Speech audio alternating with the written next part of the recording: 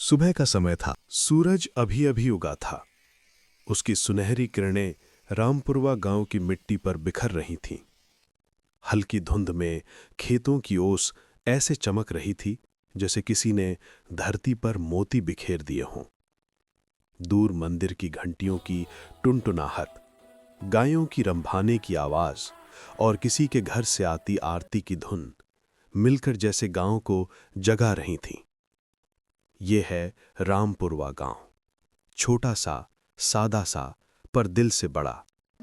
यहां हर सुबह मिट्टी की खुशबू में जीवन बसता है। इसी गांव में रहता था गोपाल, 14 साल का, पतला दुबला लेकिन आंखों में चमक लिए हुआ लड़का। हर सुबह वो अपने पुराने थैले में किताबें डालता, मां के हाथ से रोटी का टुकड़ा लेकर निकल जाता। रास्ते में वो हर किसी को नमस्ते करता। राम राम काका, नमस्ते दादी। कभी किसी की गायों को खेत की ओर हाँक देता तो कभी किसी बूढ़ी औरत का घड़ा उठा लेता। गोपाल के पिता हरिराम गांव के मेहनती किसान थे। दिन भर खेत में काम, शाम को थकी हुई मुस्कान।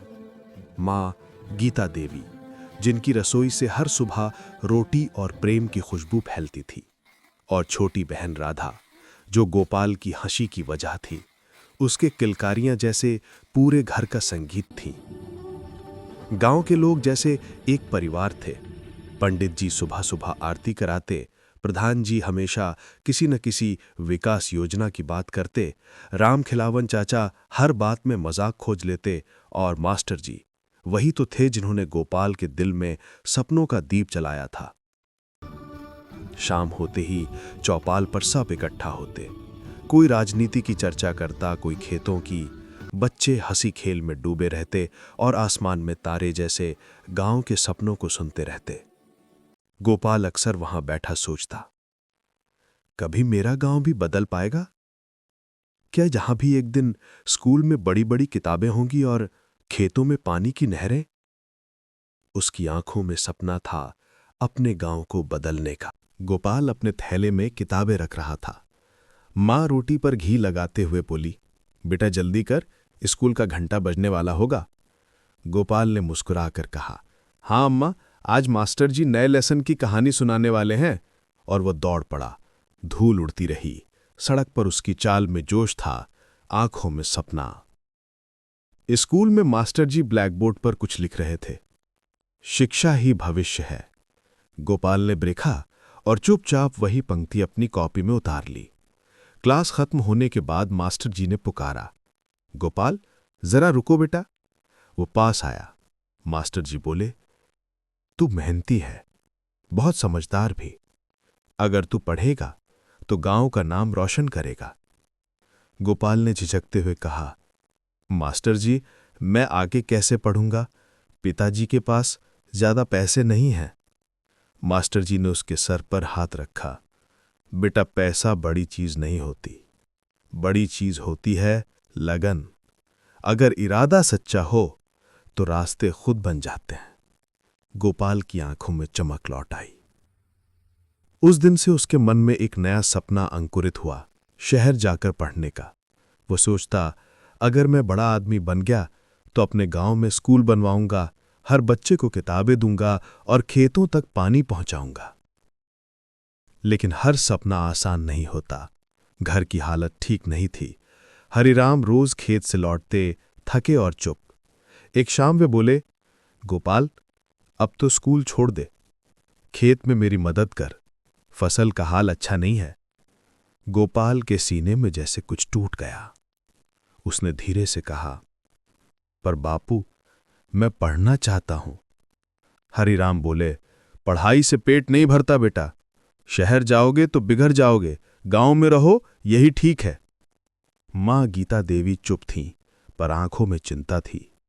रात को उन्होंने धीरे से कहा, बेटा तुम्हारे बापू डरते हैं, पर मैं जानती हूं तेरा सपना सच्चा है, भगवान तेरा साथ देंगे। गोपाल ने उनके पैर छुए और उसी क्षण उसने तय कर लिया, वो किसी भी हालत में पढ़ेगा। अगले दिन वो स्कूल पहुंचा और मास्टर जी से बोला, गुरुजी मैं पढ़ाई जारी रखना चाहता हूं, मदद चाहिए। मास्टर जी मुस्कुराए। बेटा, मैं तेरे लिए एक छात्रवृत्ति की कोशिश करूंगा, बस तू मेहनत करता रह। गोपाल अब और भी लगन से पढ़ने लगा। वो खेत से लौटकर रात में मिट्टी के दिए की रोशनी में किताबें खोलता। कभी नींद से आंखें झपकती, कभी माँ उसकी किताब बंद करके कहती, बस कर बेटा, अब सो जा। और वो मुस्कुराकर जवाब देता, अम्मा बस एक पन्ना और। धीरे धीरे गांव में भी लोग गोपाल के हौसले की बातें करने लगे। कोई कहता ये लड़का कुछ करेगा, कोई मुस्कुराकर कहता देखो इसका नाम एक दिन अखबार में आएगा। गांव की जिंदगी कितनी प्यारी होती है, सादा पर रंगों से भरी हुई। रामपुरवा गांव में हर मौसम अपने साथ एक नया त्योहार लाता था और हर त्योहार एक नई कहानी। सावन का महीना आया। आसमान में काले बादल छाए थे, पेड़ों की डालों पर झूले पड़े थे। लड़कियां गीत गाती, कजरी गाऊं ना सजन आवन ना। गोपाल और उसके दोस्त खेतों की पगडंडी पर दौड़ लगाते। कभी किसी आम के पेड़ पर चढ़ जाते तो कभी तालाब में छलांग लगाकर तैरने लगते। चारों ओर हरियाली, बारिश की खुशबू और मिट्टी का संगीत। फिर आई होली। पूरा गांव रंगों में भीग गया। बच्चे गलियों में दौड़ते, अरे भाग रे गोपाल, अबे रंग बचा ले। और गोपाल जो सबसे तेज था, सबको पकड़ पकड़ कर रंग डाल देता। गली में ढोलक बजती और महिलाएं गाती, फागुन आयो रे मनवा मचायो रे। पूरा गांव एक परिवार की तरह झूम उठता। दिवाली के दिन तो गांव जैसे चमक उठता था। हर घर में दिए जलते, हर चेहरा मुस्कुराता। गोपाल अपने पिता के साथ मिट्टी के दिए बनाता, धीरे धीरे, सधे हाथों से। मां कहती, बेटा ये दिया भी रोशनी फैलाएगा जैसे तू करेगा। रात को पूरा गांव तारों के नीचे जगमगाता। लोग कहते, देखो गोपाल के घर के दिए सबसे चमकदार हैं। वो मुस्कुरा कर कहता, नहीं काका, सबके घर की रोशनी एक जैसी है। एक और त्योहार आता, छठ पूजा। सुबह सुबह नदी किनारे औरतें गीत गाती, सूर्य को अर्घ देती। गोपाल उनकी पूजा का थाल पकड़ा था और पानी में खड़ा होकर सूरज की पहली किरण देखता। उसे लगता जैसे भगवान उससे कह रहे हों, मेहनत करते रहो बेटा, तेरे गांव की रोशनी एक दिन तू ही बनेगा। गांव की लय यही थी, काम, त्योहार, गीत और अपनापन। लोग भले गरीब थे, पर उनके मन अमीर थे। गोपाल अब समझने लगा था, गांव का असली सौंदर्य उसकी सादगी में है। फिर भी उसके भीतर एक बेचैनी थी। वो सोचता, कब तक यही रहेगा? गांव को भी तो आगे बढ़ना चाहिए। रात को जब सब सो जाते, वो आसमान की ओर देखता और सोचता, क्या मैं सच में कुछ बदल पाऊंगा? और वहीं तारों के नीचे वो अपने सपनों से बातें करता।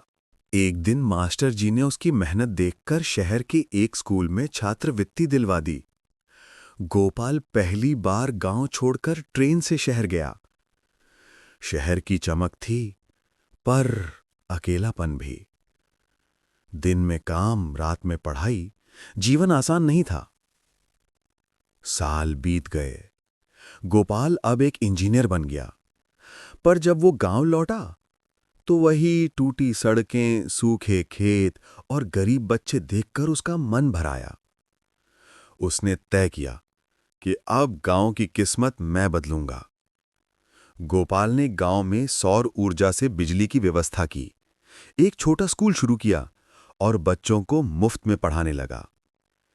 धीरे धीरे गांव में उजाला फैल गया। लोग कहते, देखो गोपाल आया है, हमारे गांव का बेटा, जिसने मिट्टी की खुशबू नहीं भुलाई। एक शाम गोपाल खेत के किनारे खड़ा था। हवा में वही पुरानी मिट्टी की महक थी। उसने मुस्कुराकर कहा, शहर में रोशनी जरूर है, पर असली उजाला तो इसी मिट्टी में है।